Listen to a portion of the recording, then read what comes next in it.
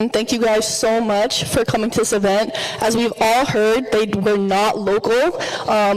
They all either had to catch a flight, drive 3 hours to get here this morning, stay at a hotel, just to accommodate our needs for this panel. So once again, thank you all so much for being here. To start off, as we know, you are all active in your own kind of work in a different way. And as we're talking about Jaswant Singh Khalra, he is also an avid speaker, avid activist. So I wanted to ask you, when you think about Jaswant Singh Khalra's work or his actions, which part of his story inspires you the most, and how do you carry that own spirit in your life? I'm sorry, Dohara, we'll start with you first. What stands out to me about Jaswant Singh Khalra isn't just his courage, but his empathy and wisdom.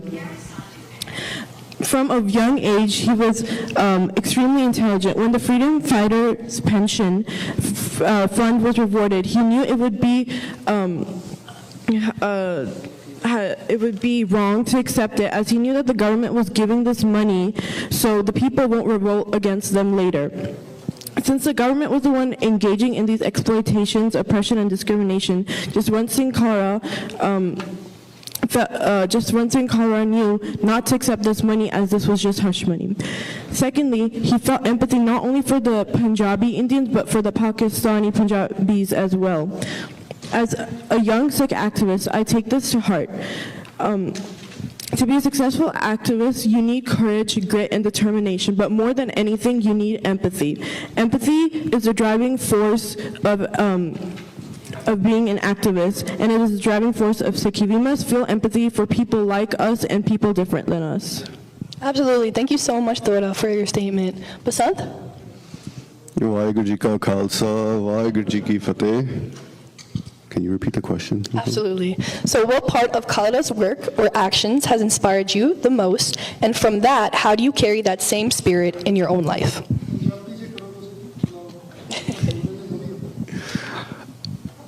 ਮੈਨੂੰ ਕਿਹਾ ਮੈਨੂੰ ਲੱਗਦਾ ਜਸਵੰਤ ਸਿੰਘ ਖਾਲੜਾ ਦੀ ਜ਼ਿੰਦਗੀ ਬਾਰੇ ਜੇ ਆਪਾਂ ਇੱਕ ਗੱਲ ਕਰੀਏ ਵੀ ਕੀ ਇੱਕ ਚੀਜ਼ ਇਹੋ ਜਿਹੀ ਜਿਹੜੀ ਆਪਾਂ ਨੂੰ ਉਹਨਾਂ ਤੋਂ ਸੇਧ ਲੈਣੀ ਚਾਹੀਦੀ ਆ ਆਈ ਵੁੱਡ ਫੀਲ ਲਾਈਕ ਮੇਰੇ ਲਈ ਸਭ ਤੋਂ ਇੰਪੋਰਟੈਂਟ ਆਹੀ ਆ ਜਿਹੜਾ ਉਹ ਕਦੀ ਅਸਿਮੂਲੇਟ ਨਹੀਂ ਕੀਤੇ ਉਹਨ ਜਦੋਂ ਕਿ ਇਹੋ ਜਿਹਾ ਦੌਰ ਸੀਗਾ 84 ਤੋਂ ਬਾਅਦ ਜਦੋਂ ਕਿ ਖਾੜਕੂਆਂ ਤੋਂ ਬਾਅਦ ਸਾਰਿਆਂ ਨੂੰ ਆਲਮੋਸਟ ਇੱਦਾਂ ਸਾਨੂੰ ਦੇਖਣ ਨੂੰ ਮਿਲਦਾ ਹੈ ਵੀ ਕੋਈ ਵੀ ਇੰਨੀ ਕੋਈ ਗੱਲ ਕਰਕੇ ਰਾਜੀ ਨਹੀਂ ਸੀਗਾ ਵੀ ਖਾਲਿਸਤਾਨ ਜਾਂ ਸਿੱਖ ਰਾਜ ਬਾਰੇ ਗੱਲ ਕਰਕੇ ਨਹੀਂ ਸੀ ਰਾਜੀ ਹੈਗਾ ਵੀ ਪਤਾ ਸੀਗਾ ਵੀ ਇਸ ਤੋਂ ਬਾਅਦ ਜੇ ਆਪਾਂ ਗੱਲ ਕਰਾਂਗੇ ਸਾਡਾ ਕੀ ਬਣਨਾ ਸਾਡੇ ਕਾਰੋਬਾਰ ਦਾ ਸਾਡੇ ਘਰ-ਬਾਰ ਦਾ ਕੀ ਬਣਨਾ ਉਸ ਵੇਲੇ ਉਹਨਾਂ ਨੇ ਫੇਰ ਵੀ ਜਾ ਕੇ ਉਹੀ ਗੱਲ ਕੀਤੀ ਖਾਲਸਾ ਰਾਜ ਦੀ ਖਾਲਿਸਤਾਨ ਬਾਰੇ ਗੱਲ ਕੀਤੀ ਸਾਡੇ ਉਹਨਾਂ ਨੇ ਆਪਣਾ ਜਿਹੜਾ ਸੀਗਾ ਲਿਬਰੇਸ਼ਨ ਖਾਲਿਸਤਾਨ ਉਹ ਮੈਗਜ਼ੀਨ ਇੱਕ ਸ਼ੁਰੂ ਕੀਤਾ ਉਹਦੇ ਵਿੱਚ ਵੀ ਆਹੀ ਇੱਕ ਜਿਹੜੀ ਖਾਲਿਸਤਾਨ ਦੀ ਤੇ ਆਜ਼ਾਦ ਸਿੱਖ ਘਰ ਦੀ ਜਿਹੜੀ ਫਿਲਾਸਫੀ ਆ ਆਈਡੀਓਲੋਜੀ ਆ ਉਹਨੂੰ ਉਸ ਵੇਲੇ ਵੀ ਫੈਲਾਇਆ so I think for me that's most important that he never assimilated to the Indian narrative. He always chose his own path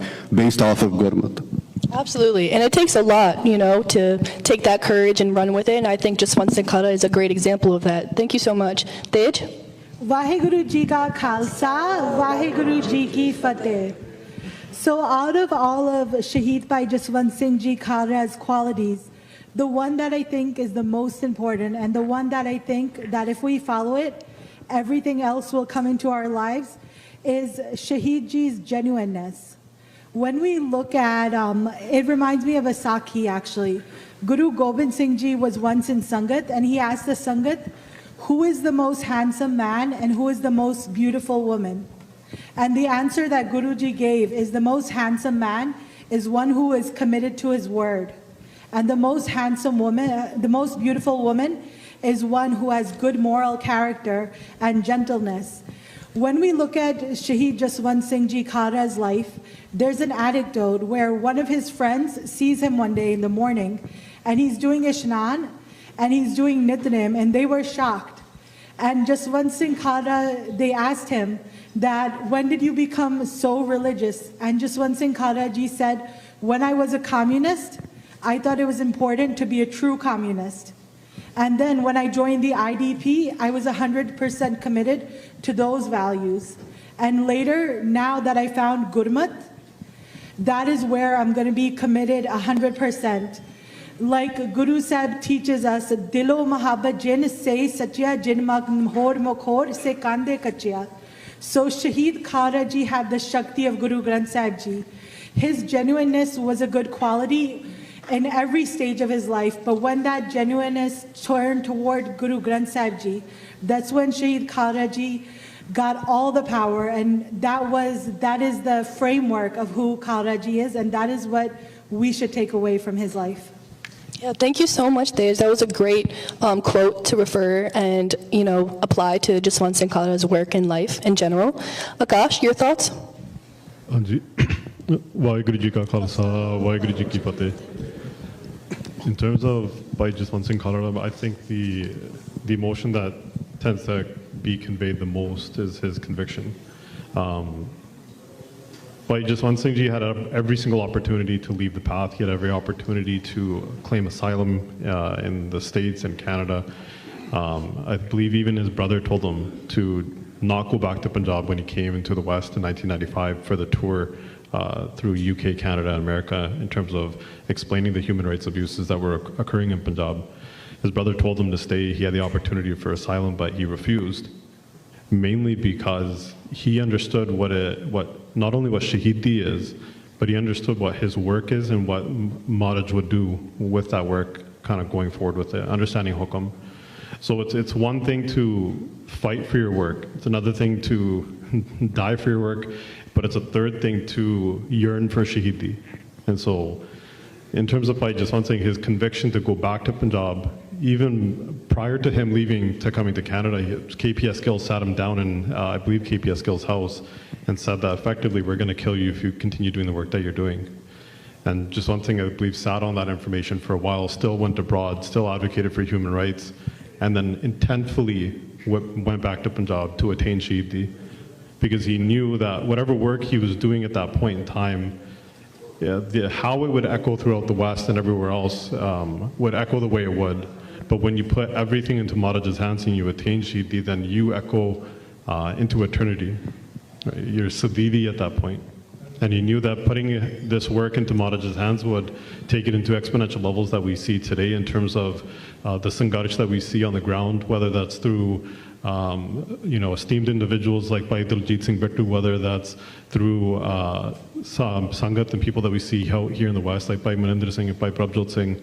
The Sangharsh very much is Sadidi, and I think that's something that Bhai Jaswant Singh Ji understood fully, and his commitment and the conviction that he had to come back and attain Shaheedi for that work to keep progressing forward is something that I'll probably never be able to truly comprehend. Absolutely, and I can definitely understand that type of bravery isn't installed in everyone as soon as they're born. So thank you so much for calling that out, Akash. Avinash?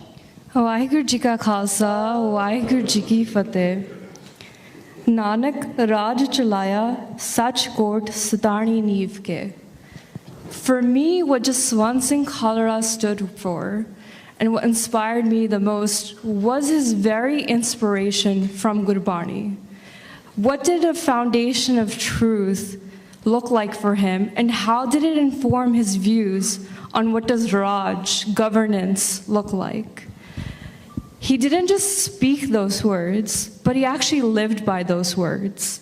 For him, he was at the forefront of so many different movements, whether it was the Najwan Bharat Sabha, whether it was working with police brutality, whether it was giving farmers their rights to unionize and informing them how they're being exploited by violent systems of structures that are set in place. Jaswant Singh Khalra is inspirational because of how dynamic of a person he was. When the Naxalite ideology no longer rang true from him, he rejected it, and he continued to dive to figure out, what is my ideology? And at the end, as Teji pointed out, he ended up at what Sikh activism looks like. How is that different from his prior activism? Well, he stood on serving Panth, not serving any communities or factions, but serving the nation itself. And for him, it was about the Sikh struggle, about the political sovereignty of Punjab not being able to have that right to self-determination. So his legacy is not just that he identified those 25,000 victims.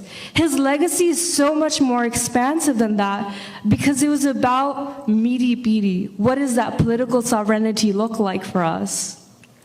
And so in all these ways, he was radically social, and he was revolutionary political. And he asked us to transform ourselves within our actions. And it starts with that internal transformation through Barney that ends up as an external manifestation within his community. He was engaging with academics, with social spaces. He invited journalists on the ground and asked them to document, to witness the genocides that was occurring. He also knew how to create partnerships, how to organize grassroots movements, and in this way, he knew how to be a member of a cooperative society. So for me, in that way, Jaswant Singh Khalra's very actions inspire. Let's engage with Barney, and let's understand, what does Sikh politics look like? Thank you so much, and I'm so glad that you pointed out the meaty and the beady, because that is so important in Sikhi. So I'm going to go ahead and ask my second question now. This can be applied to anybody that's in the audience as well. As we know, living in America or even Canada, sometimes it's hard to conform to society's norms and fit in. And I know that I have personally felt this way, my family and I have personally felt this way. You know, either we're going out in public and everyone's staring because, you know, my dad wears a bug, or my little brother wears a bug as well, or we're in a Six Flags line and everyone stops to stare. It's hard to fit in.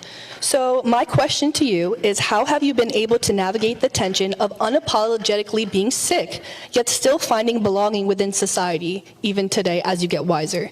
Basant, we'll start off with you.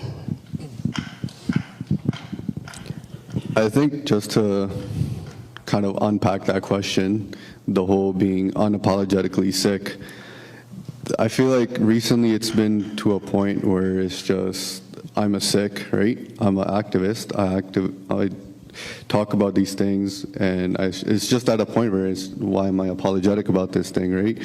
ਇਹ ਸਗੋਂ ਮਾਣ ਵਾਲੀ ਗੱਲ ਆ ਕਿ ਆਪਾਂ ਜਦੋਂ ਬਾਹਰ ਵਿਚਰਦੇ ਆ ਦੁਨੀਆ 'ਚ, ਤੇ ਆਪਾਂ ਦਮਾਲਾ ਜਾਂ ਪੱਗ ਬੰਨ੍ਹ ਕੇ ਵਿਚਰਦੇ ਆ ਕਿ ਲੋਕ ਸਾਨੂੰ ਆ ਕੇ ਪੁੱਛਦੇ ਵੀ ਤੁਸੀਂ ਸਾਡੇ ਵਰਗੇ ਨਹੀਂ ਲੱਗਦੇ, ਤੁਸੀਂ ਕੌਣ ਹੋ?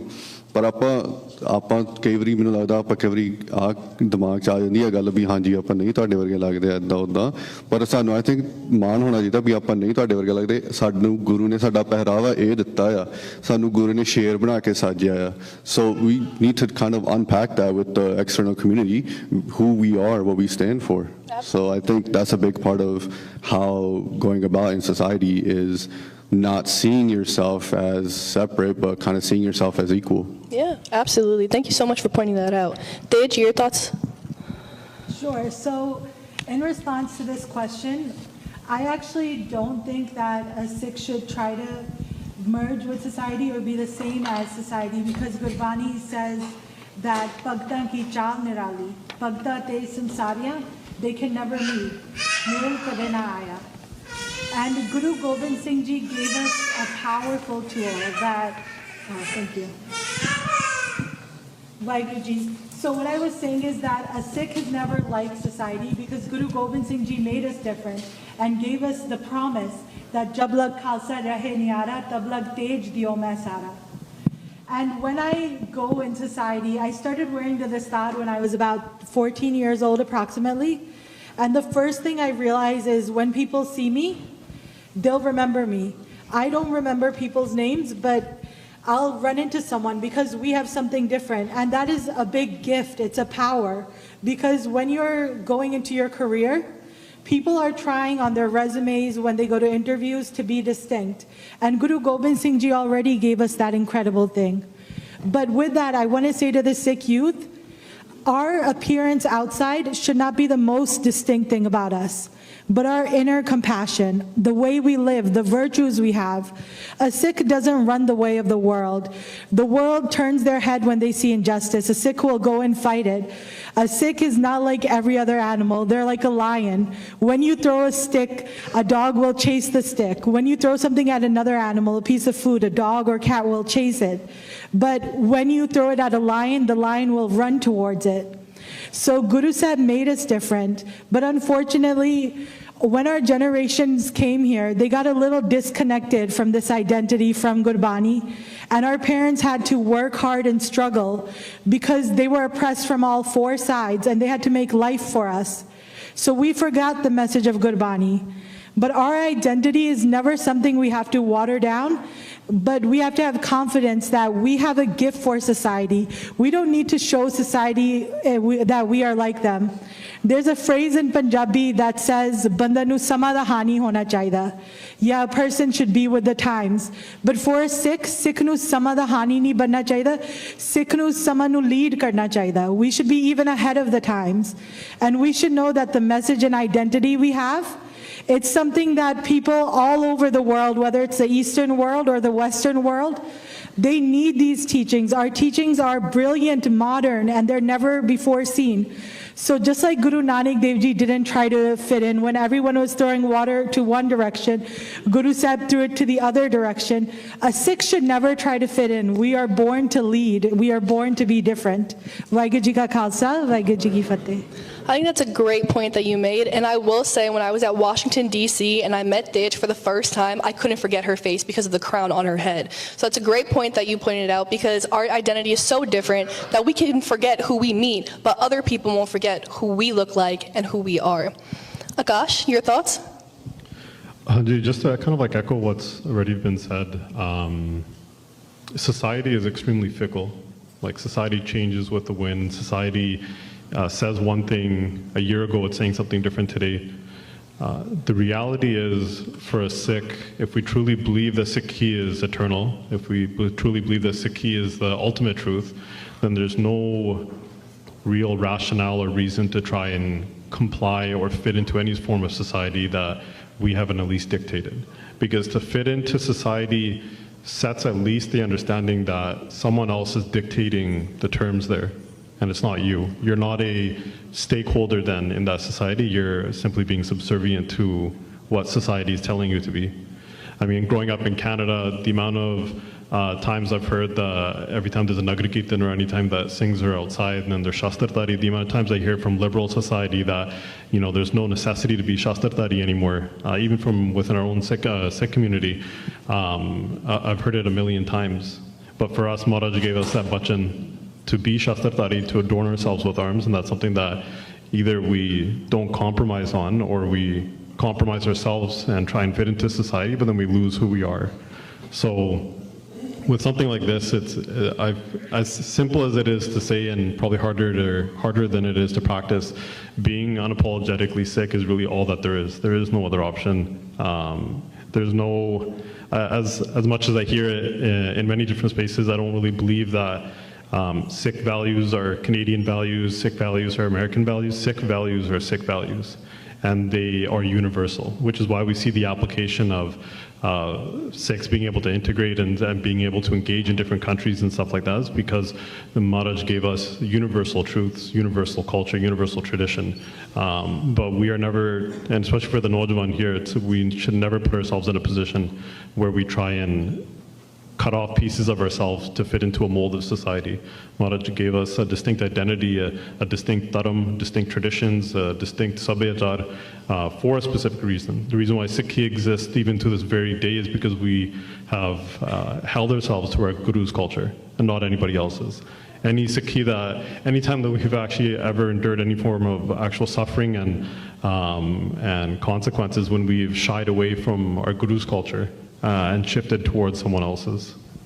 Yeah, no, thank you so much for that. And I feel like social media kind of also plays a role. You know, whatever we see, we digest. So when we see trends changing, we feel like we need to fit those norms as well.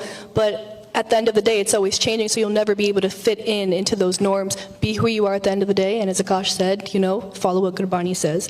And Abhinash, your thoughts? Yeah, I agree similarly that the question really is where are we trying to find that belonging? Are we trying to find it in an American system of capitalism, of imperialism and colonialism? Or are we trying to do actual harm reduction and work towards abolishing those types of practices? So it's really about where are we trying to build that society? And when we create partnerships with those types of people that are challenging these systems, then I can say that that might be a place where we try and find a belonging. But to be unapologetically Sikh does mean to challenge the status quo.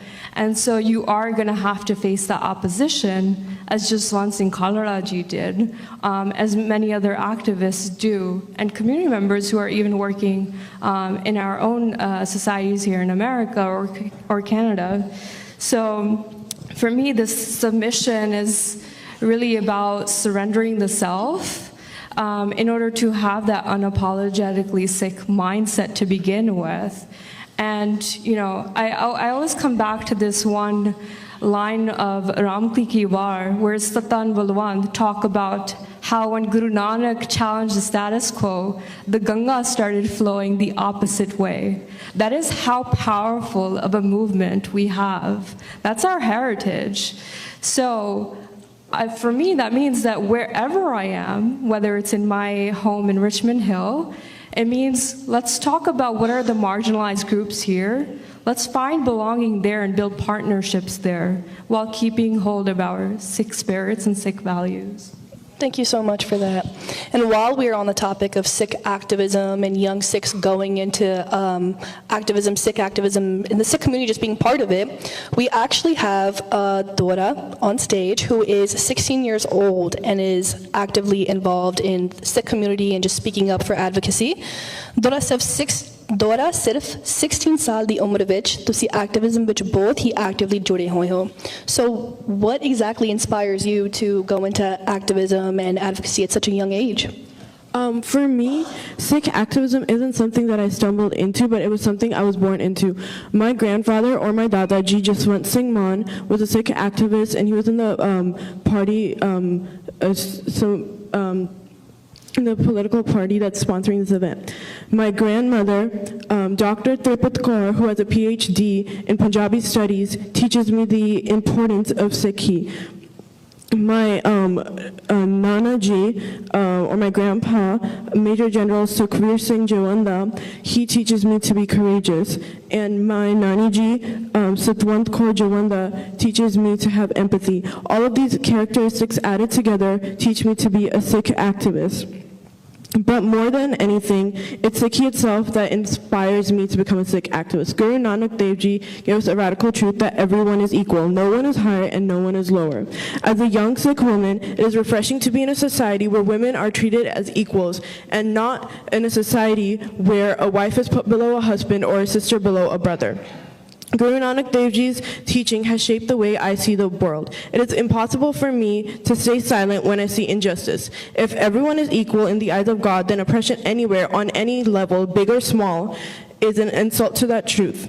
That's why when I speak up as a Sikh, I don't only speak up for Sikhs, I also speak up for other communities. I think about the Palestinians who are being put through a genocide. I think about the indigenous peoples here on this land still fighting for sovereignty. I think about black communities who have taken centuries of struggle. For me, standing in my Sikhi means standing with marginalized groups. My actions come from being Sikh, but it stretches across humanity. People sometimes think activism belongs to adults with power, but Sikh history shows otherwise. Ma Bhago was a young woman when she rallied soldiers back to their duty. History tells us that there's no such thing as too young to act. At 16, my activism looks a little different. It's raising my voice in my environment, asking uncomfortable questions where silence is easier, and amplifying stories that otherwise may be erased. But more than anything, what inspires me to be an activist is responsibility. Silence is never neutral. Anytime someone is silent, they are siding with the oppressor.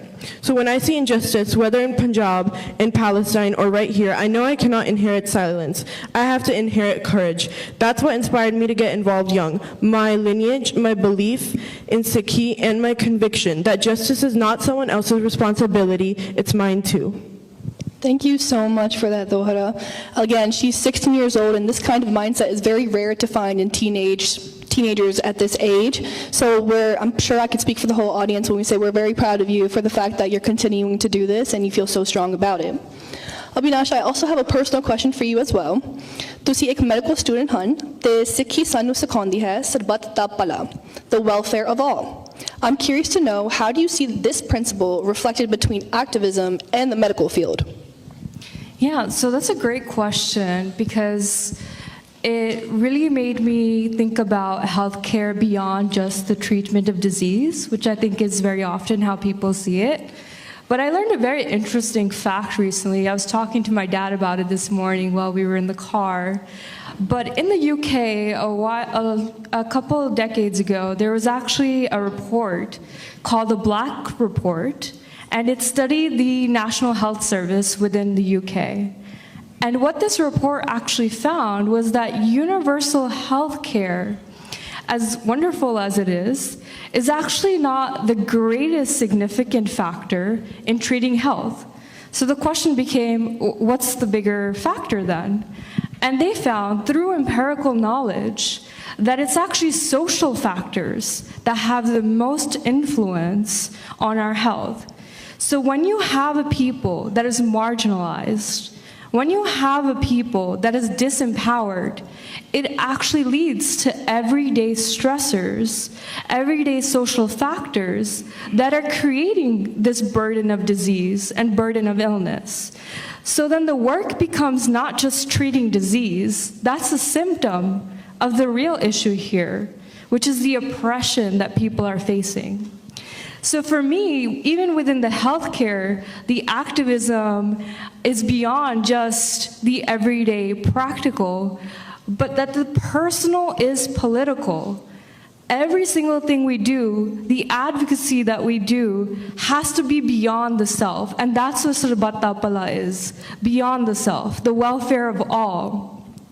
So the solution then becomes, let's empower the people around us.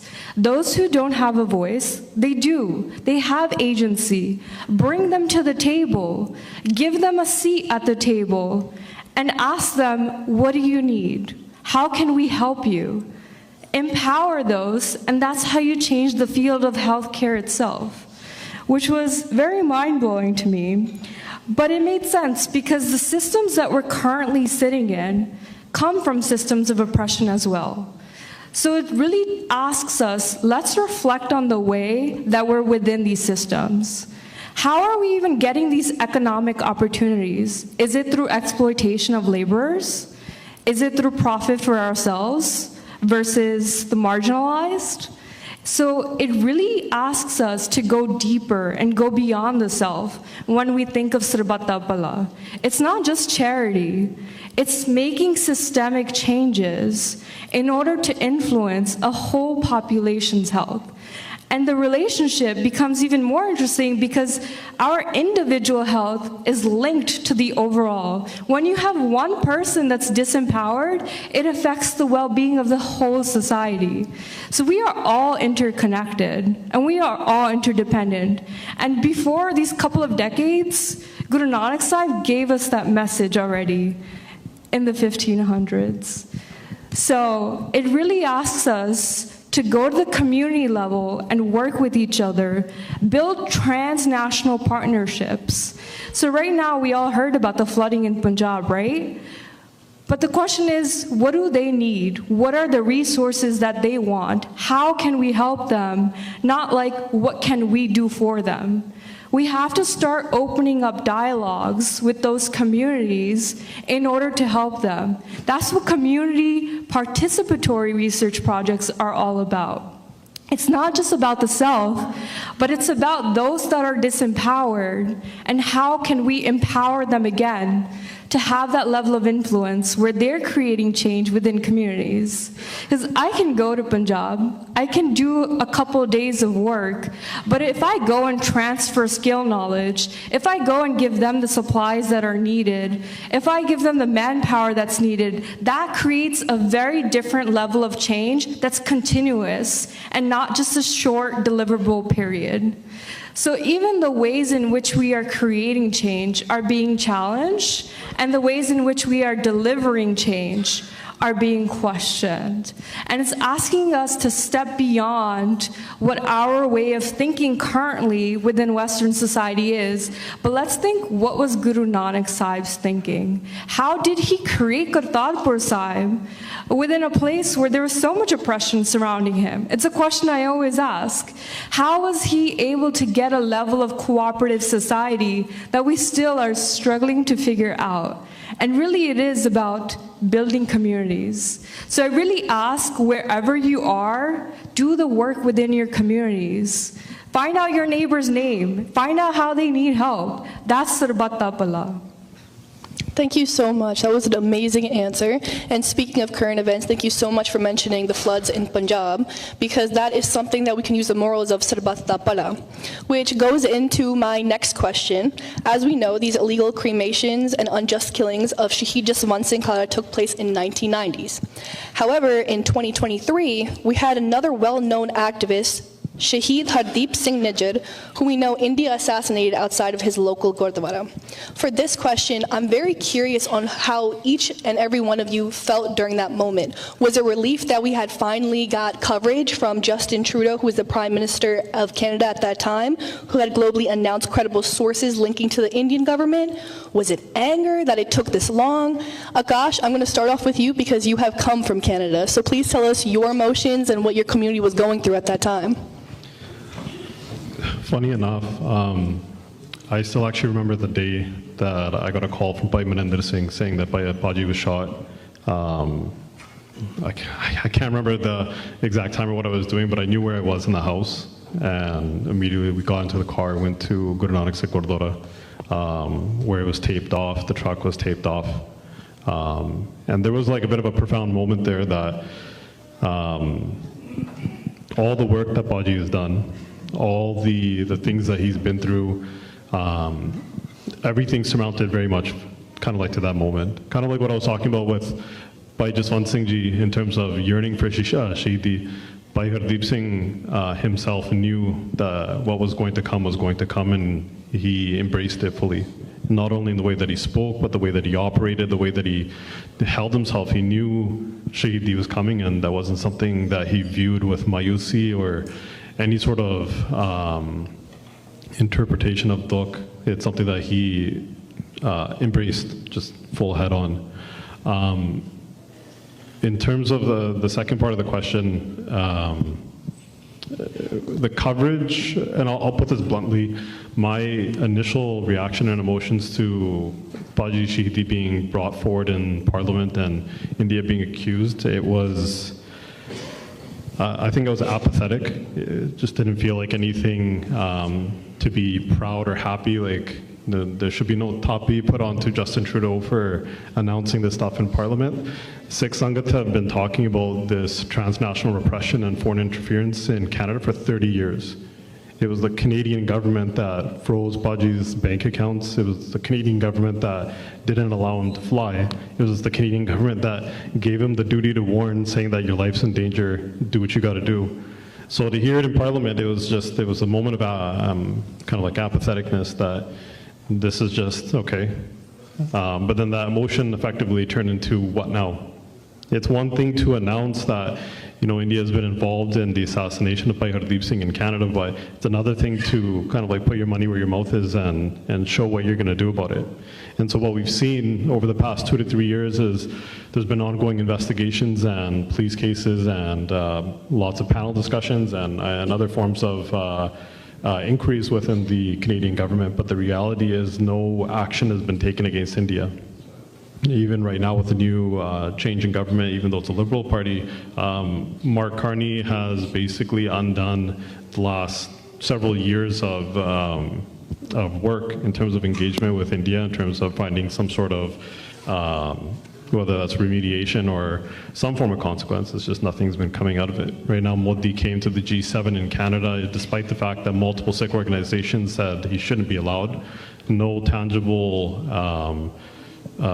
change has come out of the Indian government, or at least on the Canadian side, to see that justice is going to be served, if we even view it that much as justice. So, yeah, that's kind of like a long story short. It's just apatheticness towards what's happening. And really, it's just a message to the Naujawan that whatever justice we are going to see can never come from any sort of court, can never come from any sort of parliament, any sort of senate. It can never come from anything that isn't us. Anytime that we've seen justice within our Panth, it's been delivered by our own hands. Whether that's creating systems and institutions, whether that's Banda Singh Bahadur creating a new sort of agricultural system, all the way to the Panthik committee being established in Punjab, whether that's to Satpal Singh, Bhai Bian Singh administering justice to Indira Gandhi, whether that's Sukha Jinda administering justice to General Vaidya and Poon. Insaf is only going to come from this Panth. And it can never come anywhere else. And if we view that it comes from anywhere else, then we're admitting that there's something greater than us.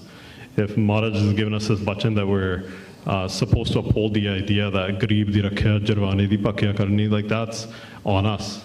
We are the ultimate justice. We are the ultimate truth. And in reality, we shouldn't put weight into systems and structures that claim that they're going to get administered as justice. We should provide it with our own hands, regardless of what medium that takes.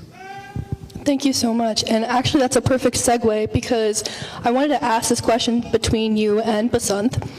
If you feel like we cannot get insaf with the Indian government right now, tanu ki lagda si ki kariye as Sikhs to receive that insaf with the Indian government and just Sikhs in general? We could start off with Akash first, bouncing off his question. I was going to toss it to Basant. No, you'll never see justice from India. You'll never see justice from any structure that they produce, any inquiry, anything that they put together. There is going to be no form of justice, because that requires India to see Sikhs not only as equal stakeholders, but as equal human beings. And that's just not the way that India is structured, not only from the time of partition, but especially to today's day and age. Justice will never come from India, and I guess the point really there to make is Jaswant Singh Khalra also never viewed justice coming from India.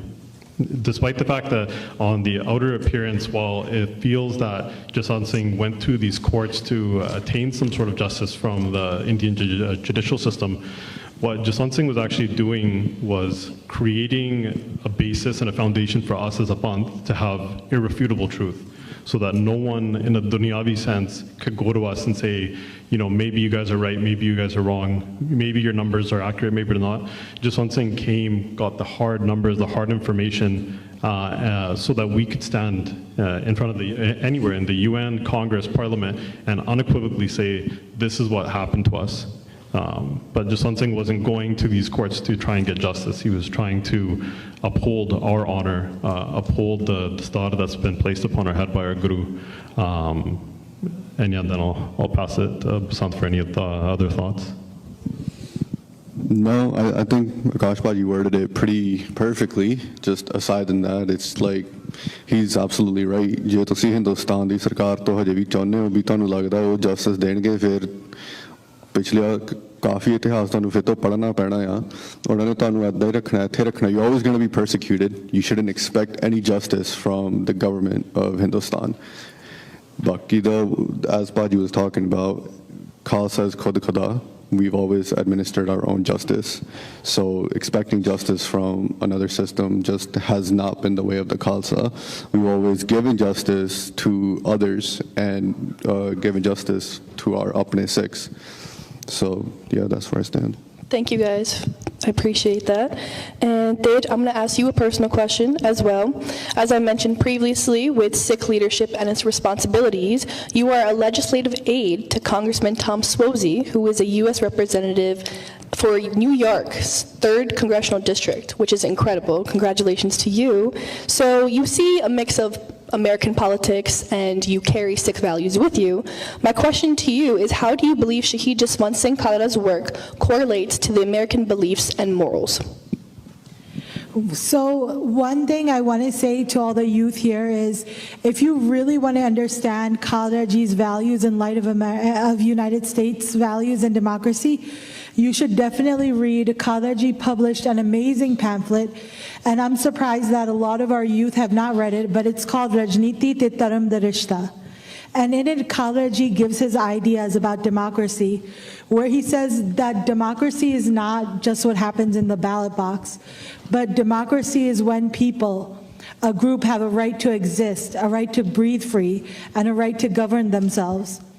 In those ways, when we look at the values of our founding fathers, and even if we go back to before Shaheed Khalra ji, and if we look at Shaheed Khalra ji's grandparents on both sides, we look at Baba Har Nam Singh ji, who was on the Kamagata Maru and was one of the 5 chief leaders on the Kamagata Maru, and we look at their struggle with the Gadri Babe. And Americans and Sikhs, on one hand, they had the same oppressor. Because during that time, Canada was under colonial rule, so the Sikhs fought against England, the same England that Americans fought against, and our country was born, the values of religious freedom, the values of liberty.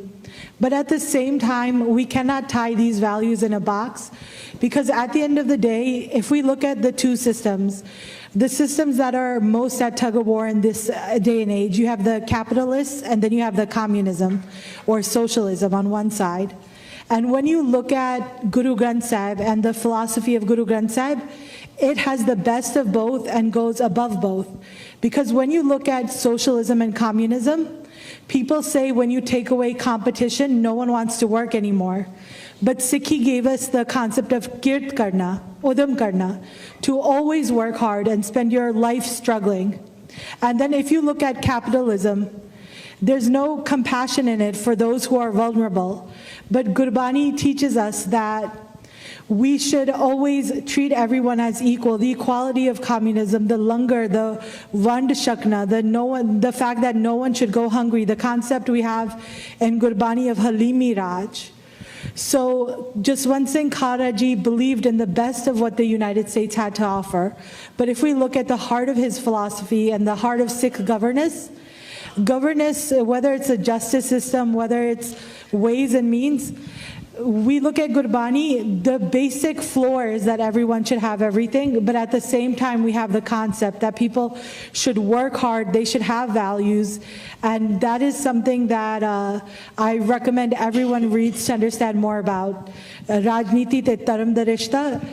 And as an American, I feel so proud that the religious freedom as a Sikh that Americans talk about, Guru Tegh Bahadur Ji is the height of that.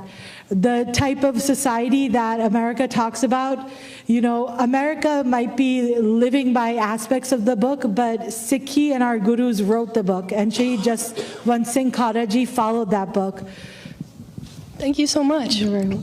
So to wrap up our panel, my final question for everybody is, how do we prevent the stories of activists such as Shaheed Jaswant Singh Khalra from being forgotten or even rewritten? Dohara, we'll start with you first. We prevent it by owning the narrative. States will always try to rewrite history. That is their way of surviving.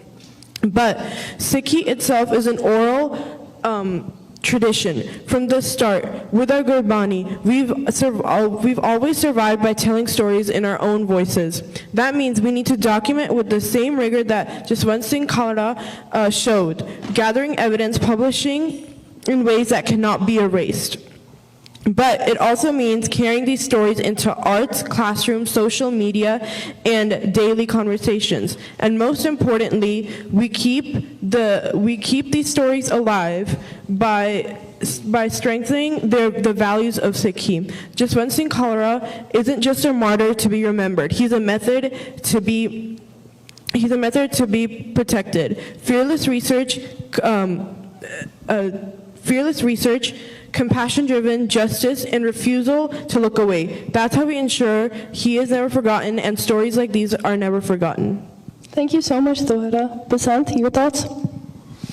Yeah, no, I feel like going off of what Dohras was saying, but just going into it, it's like, ਜਿਹੜੇ ਆਪਾਂ ਸ਼ਹੀਦੀ ਸਮਾਗਮ ਕਰਦੇ ਆ that's one way ਵੀ ਆਪਾਂ ਕਦੀ ਸ਼ਹੀਦਾਂ ਨੂੰ ਭੁੱਲਦੇ ਨਹੀਂਗੇ ਪਰ ਸਾਡੇ ਪੰਥ ਦੇ ਵਿੱਚ ਇੰਨੇ ਕੁ ਬੇਅੰਤ ਸ਼ਹੀਦ ਆ it's like everyone has a story and ਹਰੇਕ ਸ਼ਹੀਦ ਤੋਂ you can learn and go on that path ਸਾਡਾ ਸ਼ੁਰੂ ਤੋਂ ਰਿਹਾ ਹੀ ਆਹੀ ਆ ਵੀ ਆਪਾਂ ਖੰਡੇ ਦੀ ਧਾਰ ਤੇ ਹੀ ਆ you know so it's like learning from Baba Deep Singh ji where he's fighting without his head but he's holding it on his palm so there's a lot to learn from our shaheeds just remembering them but I feel like not just remembering them but learning from what their lives and applying it to our lives that's more important. Absolutely, and I'm glad you mentioned that too, because the Sikh religion is such a rich religion that we just don't have one person that we can look up to Shaheedi. We have different figures to look up to. So thank you so much for mentioning that. Tej, your thoughts? Sure, and before I give my thoughts, I just want to say that this is an incredible question because the first thing that most people don't recognize and that I have to really compliment the moderators for recognizing is that most people don't see the danger that we are in. The danger that Sikhi is in. And when we look at Khalra ji and we look at our other Shaheeds, and one thing that our generation needs to really understand is that no one ever wanted to kill Sikhs. Jahangir did not want to execute Guru Arjan Dev Ji from the beginning. Jahangir wanted to kill Sikhi, the Sikhi inside Guru Arjan Dev Ji. Aurangzeb did not want to execute the Sabzade. They wanted the Sabzade to live. They tried everything to make Guru Tegh Bahadur Ji live and the Sabzade to live. They wanted the Sikhi inside them to die. And the same way, the Indian government did not want to execute Jaswant Singh Khalra Ji. They wanted Jaswant Singh Khalra Ji to live. But they wanted Jaswant Singh Khalra Ji, the politicians at that time, to live as a slave, to preach whatever government it is, the Indian government, the Mughal government. No one wants to kill Sikhs, but everyone wants to kill Sikhi. And sometimes we get so preoccupied on what's happening on the outside that we don't realize that we've only been in the United States, most of us. Some Sikhs came earlier, but the average family, we can say, even on the higher end, 70 years. And in 70 years, you have grandparents who are connected, but they're not as connected to Sikhi as the elders. And then you have grandchildren who forget Punjabi. You forget Punjabi, you can't communicate with Guru Granth Sahib, everything is lost. Then you have kids who don't know the stories of our Shaheeds. And if you think about us, what are our grandchildren going to be? And then what are their children going to be? Sikhi in the United States, we are forgetting with rapid speed, and it's up to the youth to stay connected to Guru Granth Sahib. So you really highlighted the danger. And we have to wake up. Our youth have to wake up. We have to see what a gift Sikhi is. Our parents have to wake up. And instead of thinking about the petty things, Sikhs have a mission to make this world better. But most of us can't even rise above our own families and the politics of our families. Then you have the politics of communities. And they're getting disconnected. Khalra ji talked a lot about the organization of a Gurdwara Sahib and how that's important to Sikhi spreading. And Khalra ji said that if you focus only on Sikhs and you win, but Sikhi dies, so if Sikhs win and Sikhi dies, then Sikhs and Sikhi have both died. This is a quote from Khalra ji. So I think it's important that we reignite this within us, we learn, and we really go back to our sources. We are the luckiest people alive because our religious scripture was actually written by the founders of our religion. Guru Granth Sahib is where the buck stops. But unfortunately, we live in a world where the average Sikh does not even know what Guru Granth Sahib Ji says. From all of our rituals, we are losing our identity. You look from the birth of a Sikh to the death of a Sikh. Gurbani guides it, but at the birth of the Sikh, we're following the ways of the world. At the death of a Sikh, you go to any Indian funeral and everyone is saying, Afsos hoya, Afsos hoya. When Gurbani teaches us to live in God's will, and when even our traditions, we have a Nand Sahib at birth and death, Kara Prasad at birth and death. But unfortunately, we forget our uniqueness, and whatever society we live in, it's good you celebrate with society, of course, but if you lose that uniqueness, you lose your Shaheeda, you lose your bravery. So That's one part. And the second part, when we talk about our shaheeds, we can't only talk about what happened. Because everyone knows what happens. Even 5-year-old Sikh kids know what happens sometimes. You tell them the Saki of the Sabzade, they say, okay, we know what happened. But we have to talk about the why. Why did it happen? Because the why was there back then, and the why is still there now. And unless we focus on the reasons, and unless we bring those Sakya into current day, we're going to lose the most valuable thing in the world. Absolutely, and it's a great point that you pointed out as well. I'm going to just pick one little concept from that amazing speech, but if it's not us, then who? If it's not a Sikh mayor, then who will speak for us? If it's not a Sikh assemblyman, who is going to speak for us? So if it's not us, who will do it? And it takes us to make that first step. Also, we are very lucky enough to have our elders who lit up that lamp for us to carry that torch into Sikhi and into the community. So thank you so much, Tej. Akash? Anji, I think the way to technically prevent any of this from falling into the annals of history is by embodying not only the culture but the mindset of all of our shaheeds and jajarus, whether that's Shaheed by Jaswant Singh Khalra, whether that's Shaheed by Hardeep Singh Nijjar, whether that's Shaheed by Balwinder Singh Jajana. All of our shaheeds at a fundamental level, the common denominator is their immense love for Guru Granth, Guru Panth, and the foundations of Gurmat that they all had. So I can go on a ramble for all the Nojwan about like what we should do and how we should do it, but the reality is it really just comes down to a few things. Take Amrit, do your Nitnem, be Shastrtari, and embody the culture of your Shaheeds. Every Shaheed that we have in our entire Panth, that is the fundamental principle to all of them. Bota Singh, Garja Singh, Sukha Matab Singh, Sukha Jinda, Satwan Singh, Bian Singh, all of them. If you read their writings, if you listen to their stories, the amount of love that they had for their guru and the Panth itself is really the driving factor. It's easy to pick up Hathiara, it's easy to say that we need to advocate for Sikh rights and stuff like that. It's a whole other thing to do so from a principled position, from a love for Gurbani, a love for Gurmat. And also, when we look at Jaswant Singh Khalra and we want to prevent his stories from fading into history, it comes down to each individual. Every single Nojwan here has to take the story of Bhai Jaswant Singh and push it forward, but push it forward unapologetically. Don't compromise on trying to identify who Bhai Jaswant Singh is. He's not just a human rights activist. He's not just a Sikh, or he's not just like a pacifist as he is tend to be portrayed, but he's a Surma, he's our Heed. He's a Singh that took upon an avenue of activism that no one else was doing, and put that forward as his main priority. So to look at his life, to embody what he believed in, to push forward his ideals and embody that in our day-to-day lives in terms of how we talk about it with our friends and family, the way that we talk about it with other people like Americans or Gore or Canadians, whoever it might be, just not watering down who he was and what he believed, and ensuring that his legacy lives on unapologetically is really the best way to prevent his history from fading away. Thank you so much. I'm going to bounce off of what Akash said as well.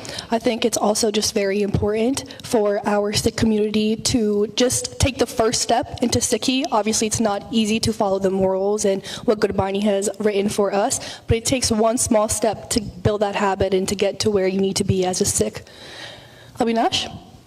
Yeah, it's a very loaded question, and I was just looking at the title of the book that was put on one of these panels, and it said Marjivade. And I think that's essentially how we prevent it. Marjivade, this idea of killing the self in order to attain liberation. Because essentially, that's what Jaswant Singh Khalra ji did. So then the question becomes, how do we become that? And that's through Shabad. It's through Shabad. When you die within the spirit of Barni, when you allow Barni to chisel you to perfection, that is killing the self in order to be reborn. That's a true Amrit. It's not just taking on the Bana, but also the Bani, the synergy between the Bani and the Bana, in order to create a new society, in order to attain Shahadat. It's not as simple as just doing the daily routine, but it's going beyond that to challenge the status quo. And I think I'm going to end with Jaswant Singh Khalra ji's last speech, because to me, every single time I hear it, I understand the beauty of his spirit. Because the way he ends is he talks about a candle, and where are the candles? Where that light? And we've been ignited by this candle before us. And so the beauty is that we need to embody that candle spirit. We are that tiny little diva that's creating that light to shine and challenge the darkness. So I say, when you go home today, think about, how are you that candle? How are you challenging that darkness? Thank you guys so much for your time again. Please give it up for our panels one more time. Sat Sri Akal. So to commemorate you guys and to honor you guys for coming so far, we're going to honor you guys with the book, Shaheed Jaswant Singh Khalra, The Valiant, written by Gurmeet Kaur as well. Once again, thank you guys so much. This is the face and the representation of Sikh advocacy at such a young age. Thank you.